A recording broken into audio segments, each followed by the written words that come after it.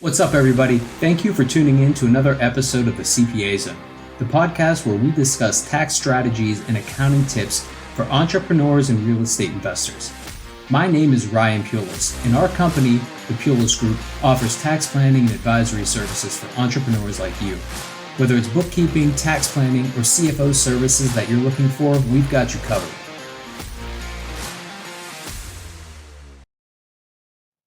What's up, everybody? Welcome back to another episode of the CPA Zone. I'm your host, Ryan Pulis, and today we have a special guest with us. Our guest is Mark Myers. So Mark's a former Marine Corps sergeant and the founder of TaxWise Partners. So Mark's helped over 1,000 of his clients permanently cut their tax bill. This podcast is all about helping people cut their taxes. So Mark, happy to welcome you. If you'd like to give the listeners a bit more background about yourself, please do. Ryan, yeah, thanks so much for having me. I look forward to this conversation. Tax savings can be very stimulating, especially when you start looking at the numbers and how much you can keep versus how much you have to give away. So, yeah, a little background on me. Interestingly enough, I never thought that I'd be a tax strategist. I went to the University of Florida for exercise physiology. I got my master's degree in sports management. Okay. So people are like, how in the world did you become a tax strategist? You don't have an accounting background. You're not an attorney. Like, you're right. But I learned a lot in running high-end health clubs in New York City and California. I moved to New York City, ran some really high-end clubs there, moved to Los Angeles, ran a number of clubs and opened new clubs. And in that process, I became a good operator of businesses. Okay. So when you operate a business, you understand the P&L. You understand how to drive revenue, manage expenses. It's all about increasing EBITDA margin. Right. So you got your EBITDA margins, but you also have your taxes on that too.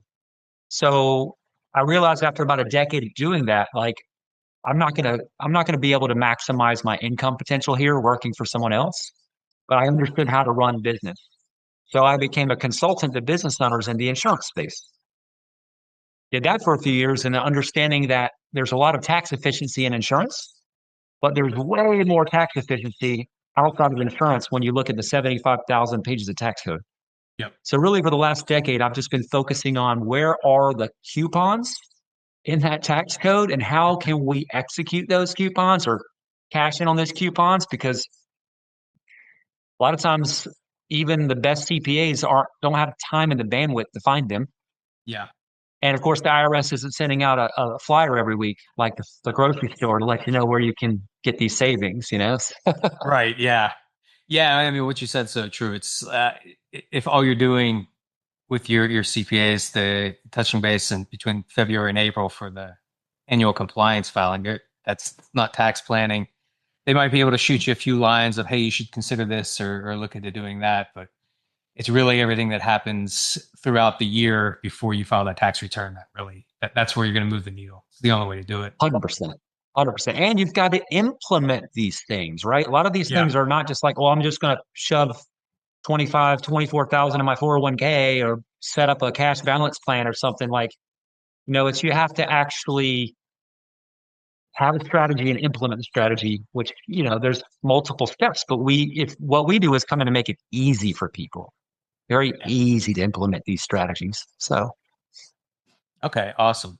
Yeah, well, I know like today our main topic is how to turn your tax liability into investment capital, which that's something at our firm we do. We were talking a bit before we started recording. We do a lot of work with real estate investors, so that's something we like to talk about during the tax planning, like how you can take those tax savings and redeploy that, say, another investment property, and then you run a cost savings study, use bonus depreciation, get another nice big tax savings and roll it forward and kind of snowball that into some substantial passive income a lot quicker using the tax code than you would if you weren't getting those tax breaks. So yeah, I'm excited to talk about it.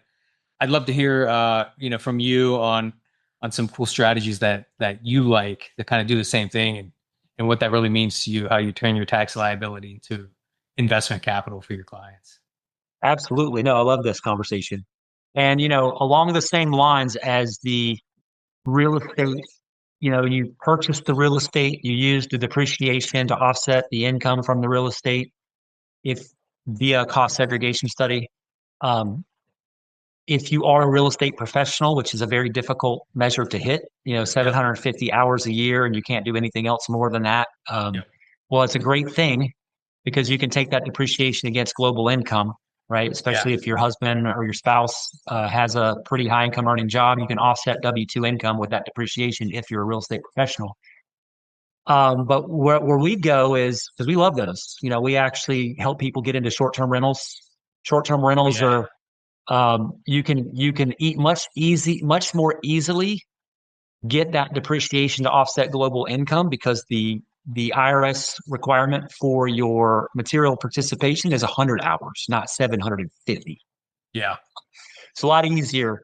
So that's one of the things that we recommend. But here's the other thing that we really, along those same lines, because I think a lot of your listeners, Brian, will understand this, particularly being in the real estate game and understanding the depreciation and cost segregation benefits. Well, what if you purchased a different asset that wasn't considered real estate? It's 1245 property, um, but the federal government will give you a big fat tax credit for buying it. And you can take the depreciation, 100% of it, without doing any cost segregation studies. And it's also cash flow positive, right? It's just like your whatever real estate you buy, ideally you want it to net cash flow for you. Yeah, absolutely. So so now it becomes interesting. What if you're buying something that you can literally put $1 into this acquisition? This, you're taking your tax liability, right? Because we're talking tax bracket arbitrage. Yep. So that's how we turn your tax liability into capital, investment capital. So in this situation, let's just say you wanted to start a small solar business as opposed to a real estate business that has short-term rentals or apartment complexes or duplexes or whatever. So you're going to have a turnkey solar business. Well, the federal government will give you up to 60% tax credit for every dollar of solar project that you generate or you originate. So let's just say you have $1 million solar project. Well, you could get $500,000 to $600,000 of tax credit. Tax credit's way better than depreciation. Yep. Depreciation reduces your income by a dollar. Tax credit is you got $1 tax credit to offset the dollar federal tax. But you also get a boatload of depreciation because if you bought a $2 million solar project and you've got $1 million in tax credit, say it's 50% tax credit. What if you now you get, say, $1.7 million of depreciation that you can take as well. And what if you didn't put $2 million in the project? What if you only put a $1.2 million in the project and you took a loan for 800,000? Well, you Yeah. got $1 million tax credit. You almost have your 1.2 million back, and now you've got $1.7 million of depreciation that you could take as bonus depreciation on the federal side in the first year. You just gave yourself more tax savings than your out-of-pocket cost. Yep. Yeah, And that's now pretty you've got interesting. yeah, and you've got cash flow, right? Because the note that you took on for 800,000, that solar project is producing energy. Who's paying for the energy? Well, the off taker, and their only other option is to pay the utility company more. So you're selling your off taker a commodity at a discount, and that covers your note, and it still gives you positive cash flow. Oh, nice. Okay. Yeah, yeah. So you're able to find these that in cash flow them? Are you kind of helping with the whole setup of the business as well? We do the ABC 1, 2, 3 turnkey Okay. business, like paint by numbers. We can put people in the solar business very easily, and we Nice. find them all the projects, and we ultimately give them, you know, help them get to their material participation numbers. Yeah. Like they need to do the work, but Yeah, that's we what. make it easy for them. Like we give them the portal, all the activities. They just need to do them and log them. And now they've got their contemporaneous log. Um, and we try to de-risk them as much as possible, right? We want to pick out good projects for them, and they decide what they want to do. You know, Okay. Yeah. Also, I was gonna ask, like, are you kind of guiding them to make sure they hit that material participation? Because for a while, I would see these. They were almost like syndications. Like, invest $100,000 with us. You're gonna get a $100,000 tax credit this year, and then they're sitting in this investment that's not generating any income. and it's a passive activity because they're not doing any work. They're just a passive investor. It's like looking at these things. That's not going to work. You got to be doing No, and that's and work. unfortunately, if you go with the wrong, like if you wanted to say, if you said, this, so having a turnkey solar business sounds pretty interesting. If you go down the wrong path, just like anything, you could be going, burying yourself, right? So we make sure that you're an independent, at-risk solar business owner, single member LLC, disregarded entity, essentially making sure that, that 100-hour rule legitimately applies. And then all Yeah. the material participation activities that we tee up for you or recommend that you do and make it easy, according to the Treasury regulations, are active, not passive. Yep. So, Yeah, I mean, and it's really getting that material participation. That's you need that with the short-term rental, real estate professional status. Like, you see some of these things out there, especially on social media, where they'll say something's possible, then you don't really get the full message saying, well, there's actually a little bit of work that you need to do, and you don't just yeah, buy if a you, piece of if real you don't do estate the or work, invest in this thing and do nothing after that and get all the benefits. It's that's right. that's pretty awesome. I have not gone down that, like, seen the solar business set up and run that way. So that's awesome to hear you guys are doing that and helping people kind of getting the whole business up and running like a turnkey project for them. And Yeah, got solar businesses, they don't generate the cash flow that yeah, a short-term rental would or apartment complex would, but they generate way more tax savings yeah, and like they're very easy to manage, right? You got a panel that's just sitting there soaking up some sun and yeah, going through an inverter and producing energy. Very easy to manage. So awesome. Yeah, and as you mentioned, this tax credit's far more valuable than any deduction. It's a dollar for dollar reduction in your tax bill. So that's fantastic. That's awesome. Brian, Yeah. also too. Oh, Oh, sorry. sorry, go ahead. I was gonna say I might reach out to you offline and get some more info on that, see if it's something any of my clients would be interested in. Oh, absolutely. We love to help. And just note that that tax credit, even with the one big beautiful bill, which essentially put the kibosh on the tax credit after June 30th, Mhm. we've reserved so many project pipelines under the safe harbor rules. We can put people into the solar business 2, 3 years from now, even though the one big beautiful bill took away the tax credit. So we have plenty of project pipeline that we can help people, enter into this space Yep. and still get the tax credit. But the cool thing about the tax credit, Ryan, is it actually carries back 3 years. Yeah. So if you have excess credit that you can't use this year, we can carry it back to 2023. And a lot of people don't realize that, wow, I can get money back that I paid in 2023 taxes. Yes. And you can get it at a discount. Like, because you can, depending on your tax bracket, you might be able to buy $1 tax credit for 50 cents. Yeah. So I'll get $1 of refund back from 2023 all day long for 50 cents. Yeah. Yeah, that's awesome. All right, good deal. So yeah, I guess we it kind of in the same vein, to turning your tax liability into investment capital. Are you guys doing any sort of projects outside of the solar? Do you also work with any other industries that kind of help do the same? We do. We do. So, our company, TaxWise Partners, think about us as an additional value add for CPA firms, enrolled agents, and RIAs. The reason why those are our main three clients is because, they're always shepherding the tax bill or the investment activities of their clients, and their clients are always looking for ways to reduce tax, and they don't have usually don't have the time that we have.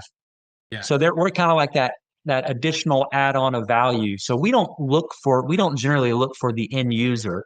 We usually have our CPA relationships, our enrolled agent relationships, and our RIA relationships, and they introduce us to their highest income earning clients or those that are having a capital gains event, and they say, hey, what are the additional layers of things that can be added here? So give you an example, solar is one avenue. I mean, we have a lot of different things in our toolbox. It really depends on the fact pattern. But for ordinary income, we love for people to be charitable. But people think, well, wait a minute, how is that profitable if I'm giving money away? Well, who said you have to give money away?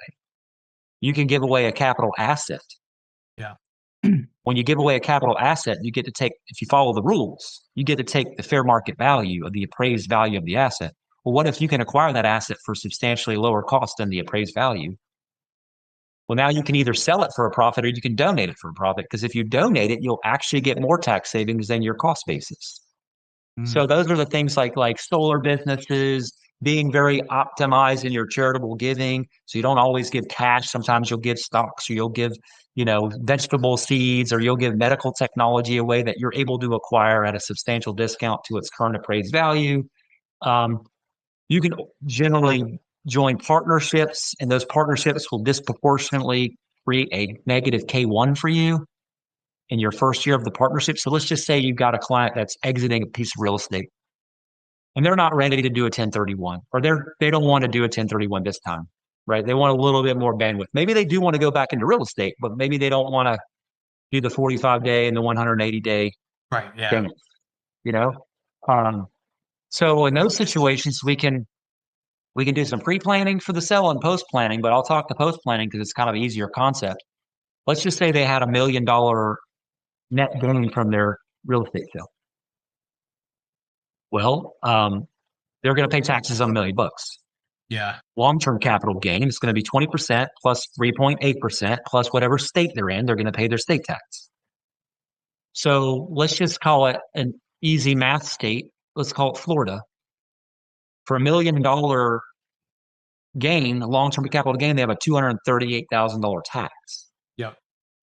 But what if they can buy into a partnership, spend 100K, and one of the benefits above and beyond making money in this partnership is that partnership will disproportionately produce a $1 million negative K1 for them in the first year.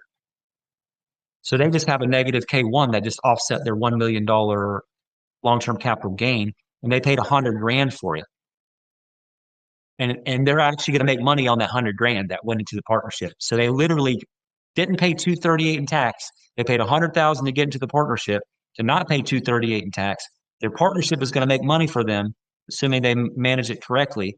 And oh, by the way, that delta that they didn't have to send to the IRS, that's a deferral, and they don't have to pay that tax for as long as they're in that partnership. When they exit that partnership, they will get a positive K1 Yeah. for the same amount that they got the negative K1 for. But what if you never exit the partnership? Or if you do it in 10 years, 15 years, you got 15 years to arbitrage on the money that you would have never had Yep. if and there's no rules. It's not like some kind of complicated trust where you're shifting your asset there and you're selling it from the trust. And now, you have to how do you manage your money inside that trust? This is where if you want to go into real estate again, great. You can wait 2 months to buy your property, 6 months to buy your property, whatever you need, because the money is in your bank account, not in Yeah. the IRS's bank account. We're not in some, advanced trust structure. Yep. Yeah, yeah. Partnerships. The great thing about them is the flexibility they offer. It's just your capital count needs to reconcile at the very end, but like you said, there's no clock on when that has to happen. That's right. So, and we do advanced trust structures for estate tax planning that offer a substantial amount of income tax benefit. Yeah. But those are for like larger exits. Somebody's going to have 10 million plus of income from their sale. Well, maybe we consider planning prior to sell. And then we shift those assets into a properly structured estate planning trust. And then we can handle estate tax problems in the future, but we can also carve off some income tax as well, depending on how you manage the funds that go into that trust. Yeah. Do you do a lot of work with crats and cruts? Do you deal with those at all? We have access to utilizing crats and cruts. You know, right now, I think our strongest play for our estate planning that is trust specific is to utilize private placement life insurance. Okay. And the private placement life insurance, think about it as an investment account that's wrapped with an insurance wrapper. But it's not like you're going to Pacific Life or John Hancock and you're beholden to their investment products. No, you can be in this private placement life insurance policy and you can buy alternatives. You can buy apartment complexes. You can buy cryptocurrency, whatever you want to invest in, because it's wrapped in a private placement insurance wrapper. Now, all your gains in the private placement life insurance policy is like a tax-free money box. Like you're not paying taxes on the gains because it's in the tax-exempt insurance policy. What if you borrow from that insurance policy? Well, guess what? There's no taxes on borrowed money from an insurance policy as long as the insurance policy is following. So that is one of the ways that we've been helping people to be more tax efficient with their earnings and their distributions for income. And we can actually, if we do it right, we can plug some of that into that private placement life insurance policy and help a little bit with the income tax bill too. Okay, awesome. Yeah, that's interesting. Like you said, you can borrow from it without any tax, just like any other borrowing. It's kind of, I mean, I know you hear a lot of people talk about borrowing from like a whole life policy, so it's going to be the same thing. There's, you could run into, if you don't pay the loan back, you kind of get in some trouble. You run into a modified endowment contract, but if you do everything right and you're working with someone that can kind of help you with that down that path, that's like you said, that's some pretty nice tax-free money you can play with and borrow and ideally invest in something else and play a little I mean, interest there. here's the thing, Ryan. You can't invest in a real estate within your whole life policy, but you can invest in real estate within your private placement life insurance policy. Okay, awesome. Oh, good deal. Yeah, Oh, awesome. So I know we've been talking a bit about the different tax strategies. Do you have a favorite tax strategy or like a go-to if you're working with someone new that just they don't know where to start? Maybe they're a high W-2 earner and they come looking for advice. Do you have a go-to strategy for a lot of people that's kind of get them introduced and uh, I do. I do. Um, if we work our way up the totem pole, I mean, it depends on their type of income, but all of our business owners, that we work with that have partnerships or subchapter M selections or S corps, not many small to medium sized businesses or C corps, but the first thing that they're doing is optimizing their tip shots, right? Are they paying themselves a salary? And is that salary, like particularly if it's an S corp, is it under the 170 something $1,000 employment tax realm? So if they can legitimately pay themselves less than $170,000 of salary, then they save the medical, the FICA med tax, the employment tax from whatever that delta is to 170. So easy stuff. We also say, if you're subchapter S or partnership or are you your primary residence to your business? Because if you're not, you should think about it because you can do that 14 times per year, and every time your business cuts a check to your personal for using that structure for a meeting or an event or something, it's not taxable to you. So little stuff. But then once we turn up the volume, we really like moving into we love the donation strategies. We love the solar strategies because they're really good at offsetting ordinary income. Um, and they're not that hard to implement, right? You don't have to. I mean, and the cool thing about solar is your solar business can produce more tax savings than your dollars going in. And that just gives you free money to invest more in real estate. So if you want to do an extra duplex or an extra SFR or you want to get that short term rental, well, you're going to have more money if you're a small business owner that also is donating in an optimized way, right? Because you're either going to pay $1 million in tax or spend $650,000 or $600,000 to not pay $1 million in tax, give or take. Well, you got $350,000 that you wouldn't have had if you went the 600,000 route to not pay a million route or 400,000. Use that to buy your real estate. yeah. Right? So Exactly. Awesome. Good deal. One thing I like to ask a lot of listeners are any good book or podcast recommendations that you can recommend to the listeners. I don't know if you got yes, anything on the list that you've been reading that's good or For sure. Well, I'm always going to say if the best Bible, I mean, the best book ever, I already gave it away, is the Bible. That's the main book that I think everyone should read. But I've had this book for a long time. It's The Four Pillars of Investing. Oh, nice. It's Okay. by William Bernstein, Yeah. and it's just a great baseline. I mean, it's really good. So if you haven't read The Four Pillars of Investing, it's a good book to have in your bookshelf. Awesome. Good deal. All right. Any other strategies you want to touch on today before we wrap up? I think that a lot of times there's so many different things you can do. The question becomes, what is the highest and best? Yeah. Think about it in real estate. Sometimes the creme de la creme, right, is you own these commercial properties, industrial that have great, cap rates and, low vacancy rates, as opposed to having 50 single family Right. residences. Yeah. So kind of the same thing. I look at tax strategy the same way. Like and it changes every 3 or 4 years. New rules change, things happen, new laws are put into place. But we're always looking for what's the best bang for your buck. And right now, when it comes to tax equity, meaning that what can you do that put a dollar in and get more than a dollar of tax savings while still following the rules and being profitable?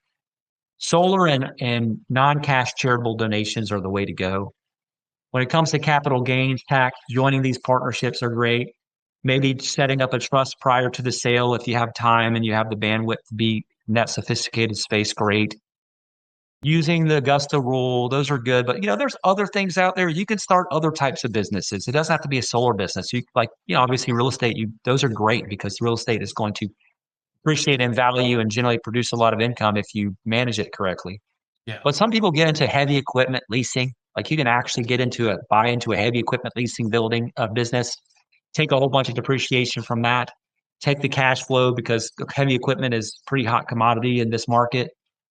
And essentially at the end of your life cycle, you sell back the equipment at a lower cost and you got to recapture depreciation, but you were able to kind of arbitrage on that and Right. pick up some cash flow. A lot of people like to do that. We generally feel like that solar is a much more conservative play that gives you just as much or more tax savings. Um, so we always like to go with the highest and best, I guess is where I'm going. So there's Gotcha. nothing wrong with these other strategies, but we feel like if you only did two or three or four, Yeah. you can cover almost all your tax liability. Awesome. Gotcha. All right. Good deal. Yeah, I know what I'm looking forward to. It's not really in play yet. Is the new opportunity zones. You can't really take advantage of those until 2027, and we're kind of in that dead zone between the opportunity zone 1.0 and 2.0. But I think there's going to be a lot of opportunity there in the future, especially now that they're permanent. I think initially a Oh lot of yeah. people were a little like, "Ah, this is going to end. There's a cliff date at the end of 26." Now you got the rolling 5 years, and it's a permanent feature of the code. And so we'll see how that plays out. But I know I'm looking forward to that. I think there'll be a lot of opportunity there. Yeah, no pun intended, right? Yeah, So yeah, exactly. yeah, we actually have a lot of not a lot of our clients, but a portion of our clients that hit that 26, cliff Yeah, coming to us and saying, "How can you help us offset this tax bill?"